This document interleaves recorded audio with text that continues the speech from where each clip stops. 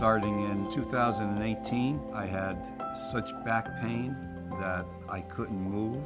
I was dragging one of my legs, and when I went to see the orthopedic, he told me that I had 3 bad discs. And so we had the surgery done, first surgery done 2018, a fusion on the discs. I've had 4 total back operations, 4 fusions. And if people have ever been in pain, especially back pain, it's really miserable. I was in another place. I was hurting from my back. I was hurting mentally because I was tired all the time from the pain. And when you can't do just the normal things, it really takes a toll on your life. I got an appointment with Dr. Gerasoli there. He's been just wonderful. The nurses there couldn't have been nicer. I go from one office and then to another office in the same building.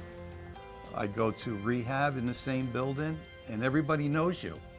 It's like, you're part of a family there sometimes. My last back surgery was July of 2020. That was kind of the big major one that he did. Ever since then, I've had no pain at all. I'm able to do everything I did before, and maybe some of the things in moderation. The pain is gone, and that's what I'm happy about.